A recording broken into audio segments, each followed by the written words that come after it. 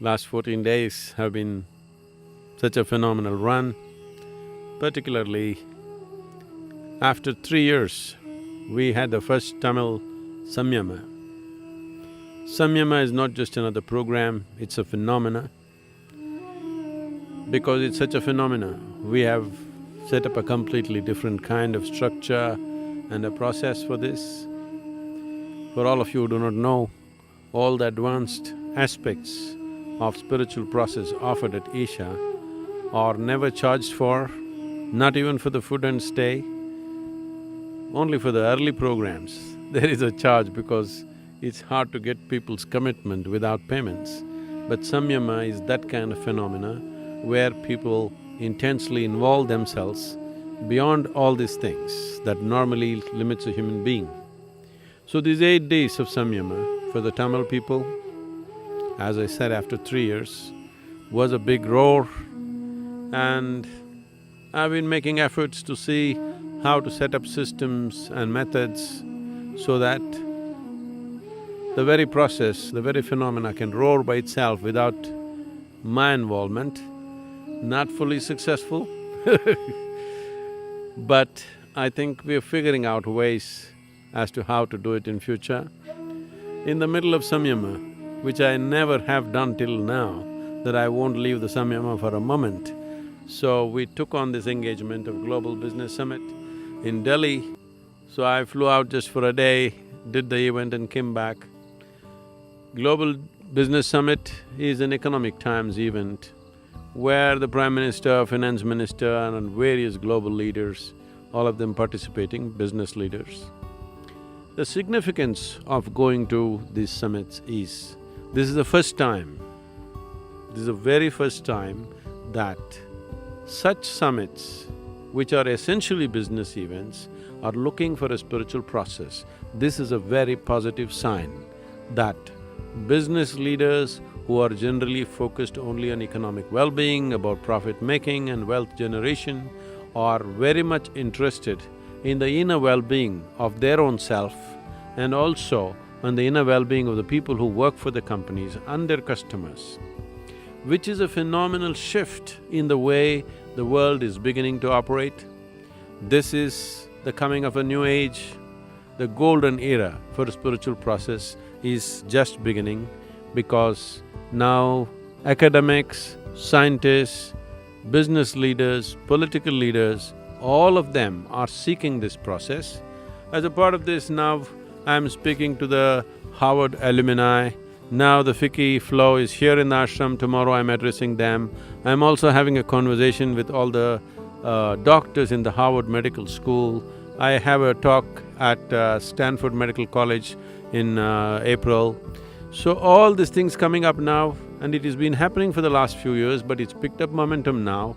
And this is very important. Medical schools, scientific community and the British Science Museum and the universities and the business houses and business summits are looking for spiritual process. This is a great opening. This is the first time the world is becoming like this. It is once again time. There was a time in this country it was so. It is once again time we bring a spiritual process into every human being's life. Not a spiritual teaching, not a belief system, not a new cult or not a new religion, but a spiritual process, a method, a scientific process for inner well-being of the human being. Now all dimensions of the society, different strata of society is opening up to this possibility. This is the time that we have a responsibility to deliver this possibility in utmost integrity and cleanliness of delivery. Why I'm saying this is because the religious and spiritual processes around the world have taken on a very bad note for a lot of people. Today it's almost become like if you say something spiritual, there must be something wrong with it. So it's important to establish this integrity. At Isha, this has been the effort. Last 36 years, we have strived to create a very strong sense of integrity in the people who transmit this knowledge.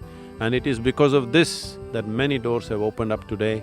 And it is not about Isha, it is not about Sadhguru, It is just that there is a possibility that we can turn the world inward, which will be the only sustainable way to make this world grow. Right now, our idea of growth is in the form of accumulation.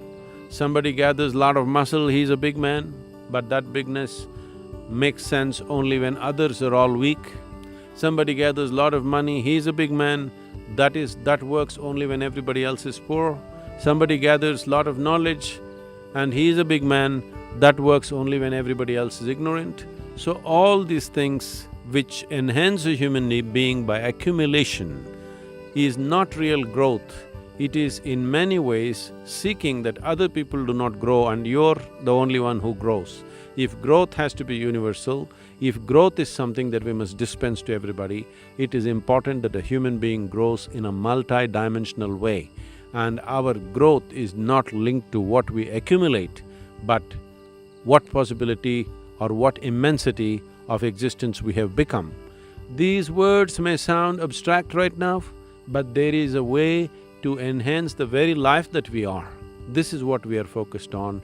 This is the mission at Isha, to transform a human being from being a tiny piece of creation to the very source of creation, to exist here like you are the very source of creation, because the source of creation has invested itself within ourselves. To bring this as a live process, methodologies, technologies and ways to see that this finds expression, this is what this whole movement is about.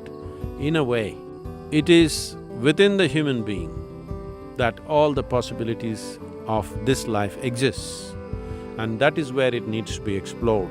So for this, individual responsibility is most important for what we are and what we are not right now. So this is essentially about moving people from belief systems, religiosity to responsibility. Blessings to all of you. Let's make this happen in this generation. Thank you very much.